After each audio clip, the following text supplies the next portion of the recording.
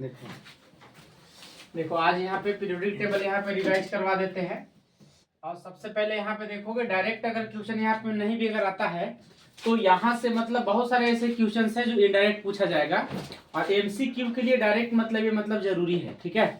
तो सबसे पहले देखो कि हम लोग पीरियोडिक टेबल बनाते कैसे हैं, ये एकदम ध्यान से देखना। How to make periodic table हम लोग कैसे बनाते हैं, सबसे पहले हम लोग यहाँ पे देखेंगे, ठीक है। तो सबसे पहले तुमको यहाँ पे क्या करना है, सारा का सारा टेबल भरने का जरूरत नहीं है, लेकिन फिर भी एक रेक्टेंगल यहाँ पे बनाना है। सबसे पहले क्या करना है तुमको, एक रेक्टेंगल बनाना है, ठीक है। और जैसे रेक्टेंगल बना लोगे, इसको कितना पार्ट में डिवाइड करना है तुमको, 10 भाग में डिवाइड करना है। टोटल कितना भाग में डिवाइड करोगे, 10 भाग में डिवाइड करोगे, ठीक है। ये भी हमारे पास देखो ध्यान से, ये हमारे पास 10 भाग में डिवाइड हो चुका है, ठीक है। उसके बाद फिर इसको हम लोग क्या करेंगे, 4 भाग में फिर से इसको डिवाइड करना है। टोटल कितना पार्ट बन गया, ये 40 बन गया, ठीक।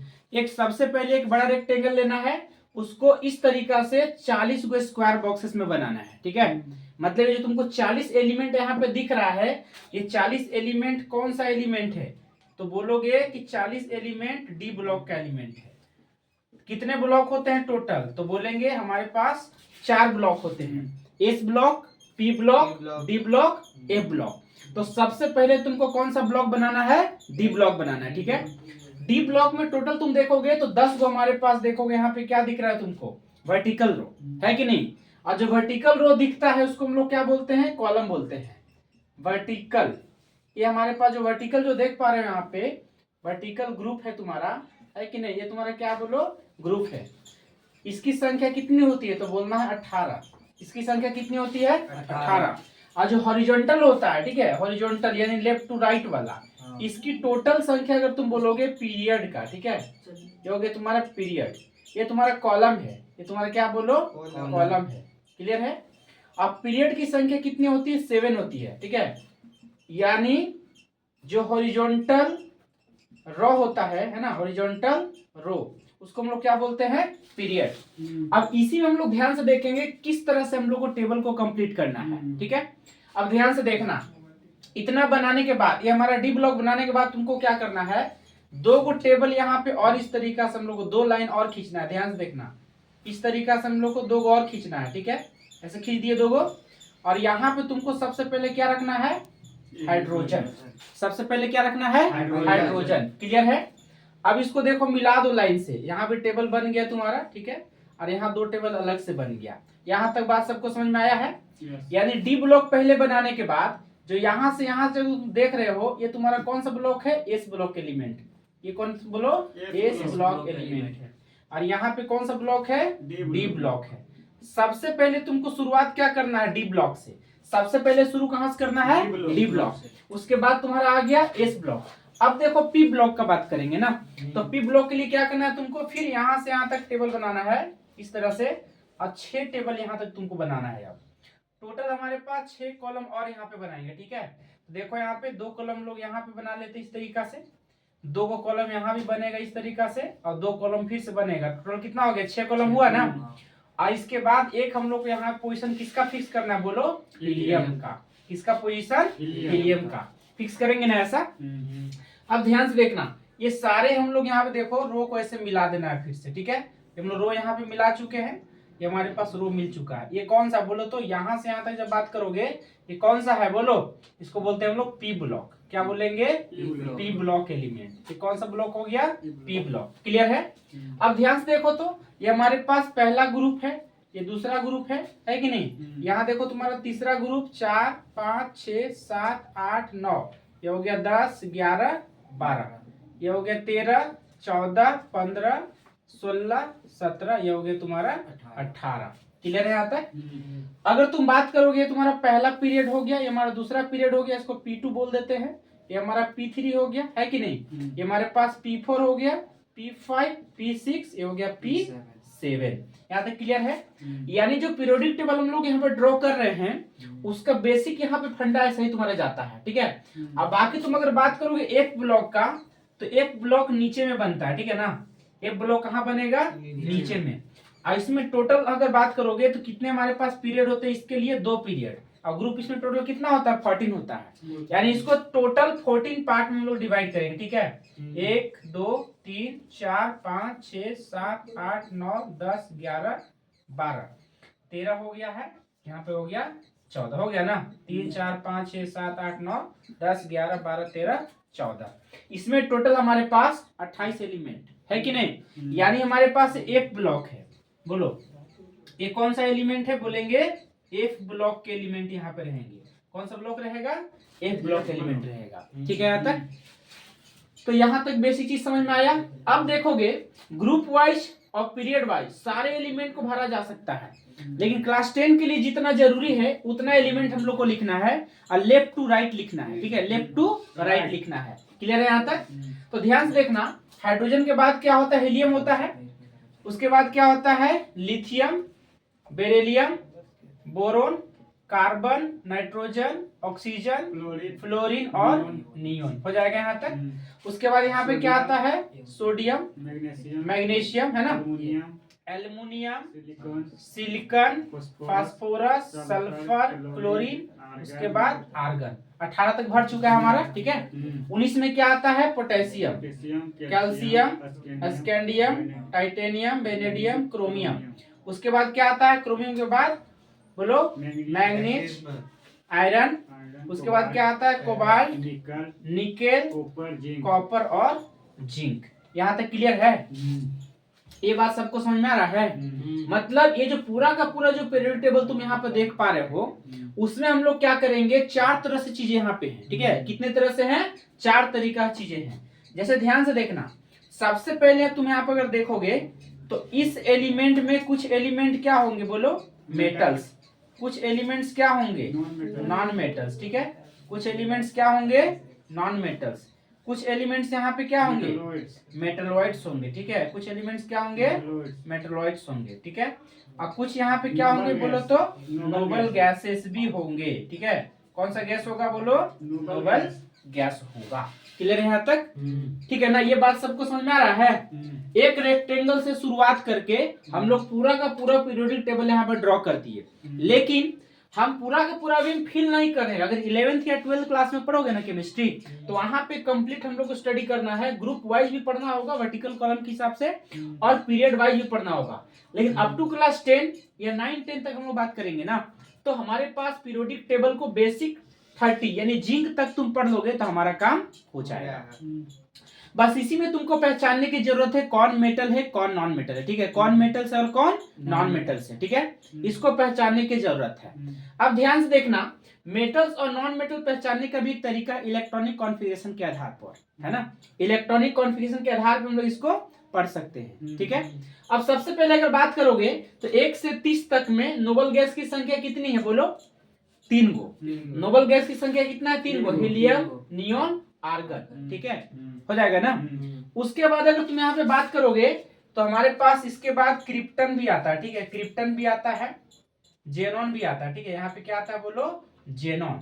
उसके बाद आता है रेडोन। देखो सारा हम सिंबल यहाँ पे लिख दिए। ठीक है, ये सारा का सारा हम सिंबल यहाँ पे लिख दिए नोबल गैसेस के लिए। ठीक है, मतलब जैसे तुम्हारा नोबल गैस कंप्लीट होगा वैसे तुम्हारा ग्रुप 1 आएगा। ठीक है, ग्रुप 1। एक चीज यहाँ पे देखो तुम्हारा इंपॉर्टेंट है, यहाँ पे देख लेना, ग्रुप 1 जो नाम ज्यादा इंपॉर्टेंट है वो भी हम लोग देखेंगे। ग्रुप 1, फिर हो गया ग्रुप 2, फिर हो गया ग्रुप 16, ग्रुप 17 और ग्रुप 18। ठीक है, सबके अलग अलग नाम है यहाँ पर। ठीक है ना, ग्रुप 1 से लेकर ग्रुप 18 के लिए सबका अलग अलग नाम होता है। ठीक है, तो ग्रुप 1 को हम लोग क्या बोलते हैं, अल्कली मेटल्स। ग्रुप 1 को क्या बोलेंगे, अल्कली मेटल्स। ये ना एमसीक्यू के लिए बहुत इंपॉर्टेंट है।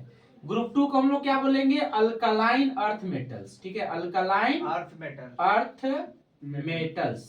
ठीक है, ये हो गया ग्रुप 2। ग्रुप 16 को हम लोग बोलते हैं कैल्कोजन। ठीक है, इसको हम लोग क्या बोलेंगे, कैल्कोजन। ग्रुप 16 हमारा ये वाला है। ठीक है, ये हमारा ग्रुप 16 है। ग्रुप 17 बोलोगे हैलोजन्स। क्या बोलेंगे इसको, हैलोजन्स। ठीक है, ग्रुप 18 को हम लोग क्या बोलेंगे, नोबल गैस। क्या कहलाएगा, नोबल गैस।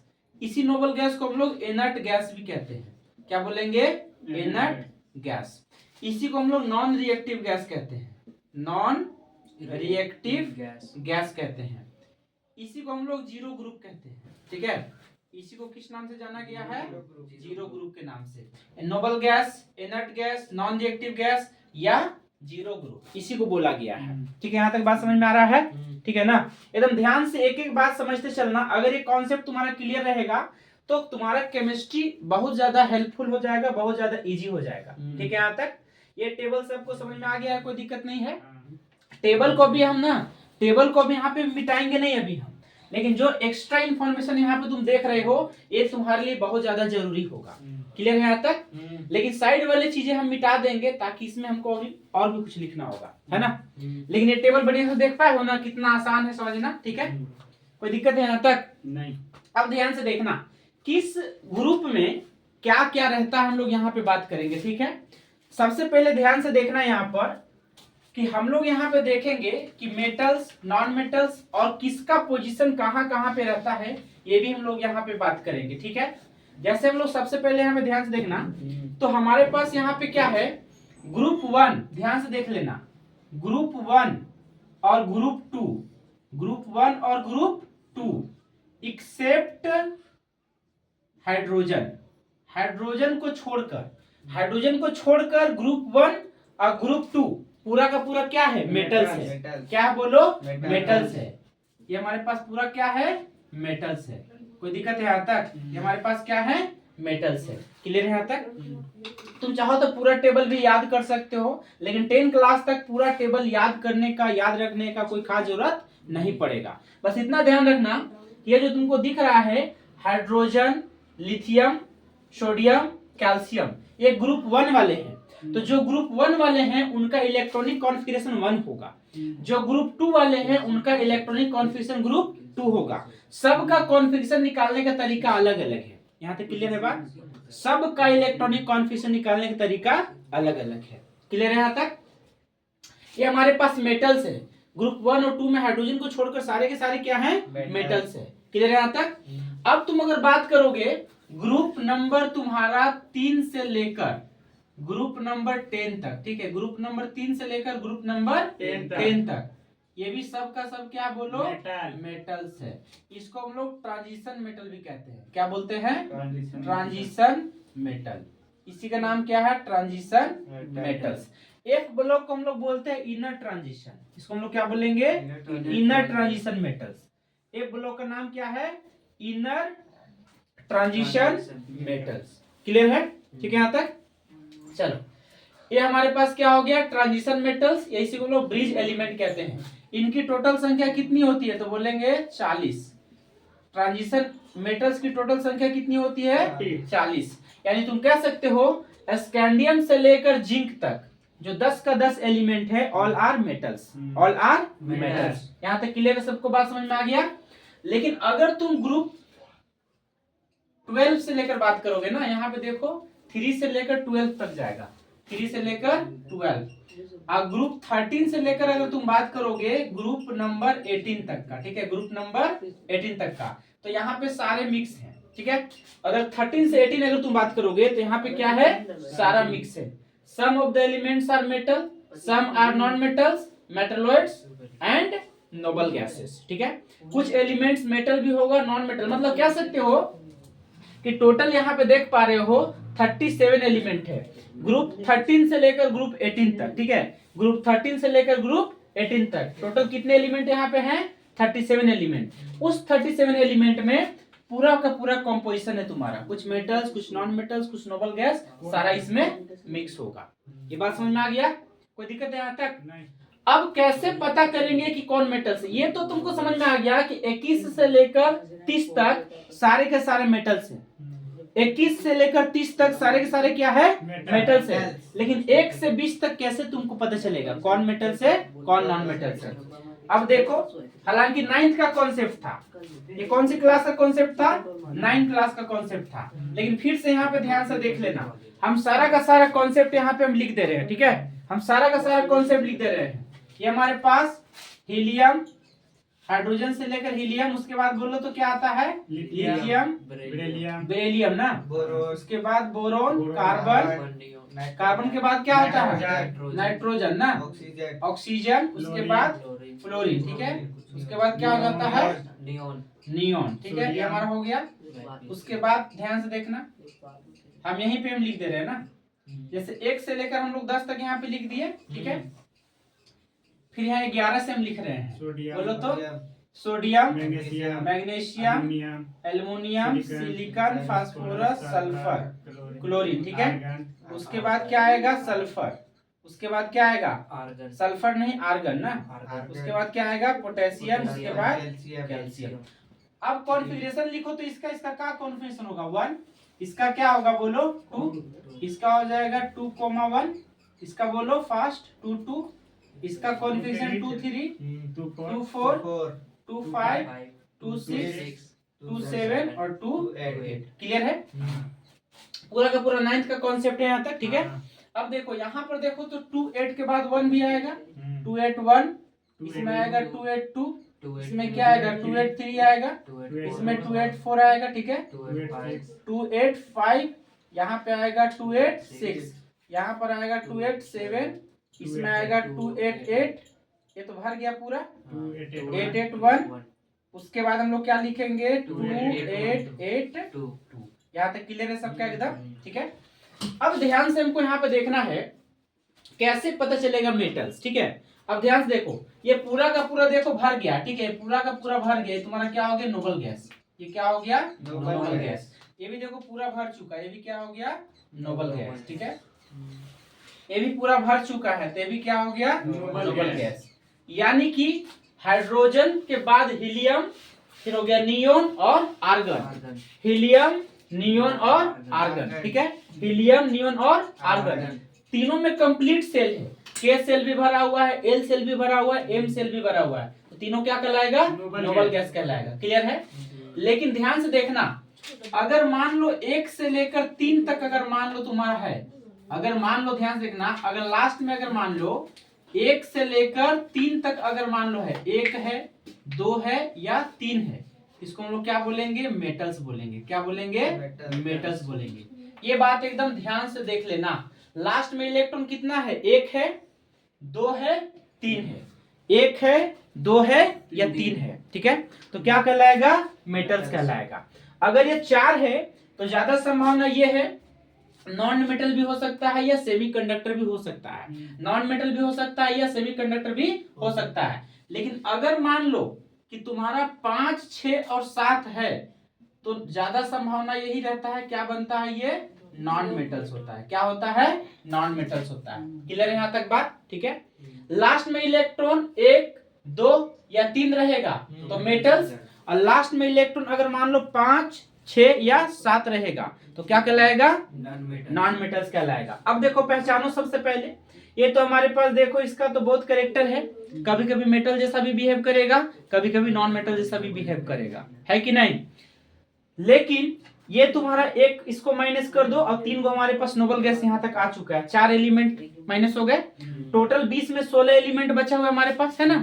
16 एलिमेंट में चेक करो, इसके लास्ट में क्या है? 1 है मेटल, यहाँ भी 1 है मेटल, 2 है मेटल, इसके लास्ट में 2 है, ये भी होगा मेटल, इसके लास्ट में 3 है मेटल, इसके लास्ट में 3 है, ये भी क्या हो गया? मेटल। क्लियर है यहाँ तक? अब देखो इसके लास्ट में इलेक्ट्रॉन कितने हैं? 5 है, इसका भी 5 है, मतलब ये भी नॉन मेटल हो गया। इसमें देखो लास्ट में 6 है ऑक्सीजन का, सल्फर का भी 6 भी नॉन मेटल, इसका 7 है, इसका भी 7 है, भी क्या हो गया? Non metal. क्लियर है यहाँ तक? इसका देखो तो 1 है, पोटेशियम का 1 है, कैल्शियम का 2 है, तो 1 और 2 वाले भी क्या कहलाते हैं? मेटल्स कहलाते हैं। क्या कहलाते हैं? मेटल्स कहलाते हैं।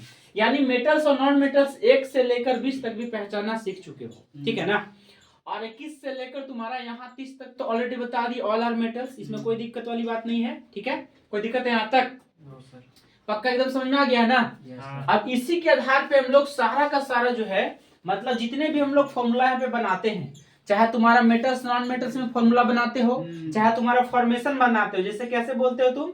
सोडियम ऑक्साइड का, मैग्नीशियम ऑक्साइड का, CCl4 का, ठीक है। जो भी तुम कंपाउंड बनाते हो ना, इसी इलेक्ट्रॉनिक कॉन्फ़िगरेशन और इसी के वैलेंसी के आधार पे बनाते हो, ठीक है। जब मेटल्स नॉन मेटल्स मिलाकर जब एलिमेंट आपस में बनाते हैं नए नए तरह के कंपाउंड, है ना, तो उसी को हम लोग क्या बोलते हैं? आयनिक कंपाउंड कहते हैं। मेटल और नॉन मेटल मिलाकर बनाते तो क्या कहलाते हैं, आयनिक कंपाउंड बनाते हैं, ठीक है। लेकिन खाली नॉन मेटल मिलकर बनेगा तो क्या कहलाएगा, कोवैलेंट कहलाएगा। क्या कहलाएगा, कोवैलेंट कहलाएगा, ठीक है। तो ये पीरियोडिक टेबल का ही मेन कॉन्सेप्ट है, जिसके आधार पे हम लोग यहाँ पे बात करते हैं कि कौन मेटल से, कौन नॉन मेटल से, कौन मेटलॉइड से, कौन नोबल गैसेस से, है कि नहीं। उसी के आधार पे सारा यहाँ पे बनने वाला है। और अगर ये कॉन्फिगरेशन तुमको पता है तो केमिकल फॉर्मूला बड़े ही आसानी से तुम बना सकते हो, ठीक है। केमिकल फॉर्मूला जो है बड़ा आसानी से बना सकते हो। अब किसी का भी फॉर्मूला बनाना बहुत ही यहाँ पे आसान हो सकता है। इसके पहले तुम देखोगे कार्बन चैप्टर में जितने में नॉन मेटल हम बताए थे, सारा का सारा नॉन मेटल क्या होता है, तो नॉन मेटल कैसा कंपाउंड बनाता है, तो बोलेंगे कोवैलेंट बनाता है। कैसा बनाता है, कोवैलेंट कंपाउंड बनाता है, यानी by the sharing of electrons, ठीक है। इलेक्ट्रॉन को शेयर करने के बाद जो बनता है बॉन्ड वो कहलाता है कोवैलेंट बॉन्ड। और जो कंपाउंड बनता है उसको हम लोग कहते हैं कोवैलेंट कंपाउंड। क्या बोलोगे, कोवैलेंट कंपाउंड। ये बात समझ में आ रहा है, यहाँ तक कॉन्सेप्ट क्लियर हो चुका है, किसी को दिक्कत है, ठीक है। इसको मिटा दिया जाए। टेबल तो सबको एकदम समझ में आ गया होगा, लेकिन ना एग्जाम्पल के साथ यहाँ पे देखना। अभी जो है यहाँ पर दिखाते हैं तुम्हारे पास कि कैसे कोई भी कंपाउंड जब बनता है तब फॉर्मूला हम लोग कैसे उसको देखते हैं। सबसे पहले देखो, जो तुम्हारा यहाँ से फॉर्मेशन पूछता है ना, उसका हम लिखना यहाँ पे दिखा देते हैं, ठीक है। जैसे देखो, तुमसे बोलता है इलेक्ट्रॉन फॉर्मेशन, है कि नहीं, इलेक्ट्रॉन ट्रांसफर से, ध्यान से सुनना, इलेक्ट्रॉन ट्रांसफर, इलेक्ट्रॉन ट्रांसफर तुमसे क्या बोलता है कि शो द फॉर्मेशन ऑफ, ध्यान से देख लोगे, show the formation of Na2O, AmGO, NaCl, या मान के चलो तुम्हारा पूछ दिया MgCl2, या हो सकता है तुमसे पूछ दिया Al2O3। इस तरह से कोई भी तुम्हारे पास पूछ देगा। These all are the ionic compounds, है कि नहीं। देखो यहाँ पर ये हमारे पास मेटल्स मेटल्स मेटल्स मेटल्स, ये भी मेटल्स। ऑक्सीजन क्या है, नॉन मेटल, है कि नहीं। तो मेटल और नॉन मेटल के साथ जो इलेक्ट्रॉन के साथ शेयरिंग होता है, और उससे जो हमारे पास कंपाउंड बनेगा, क्या बनेगा, आयनिक कंपाउंड, है ना।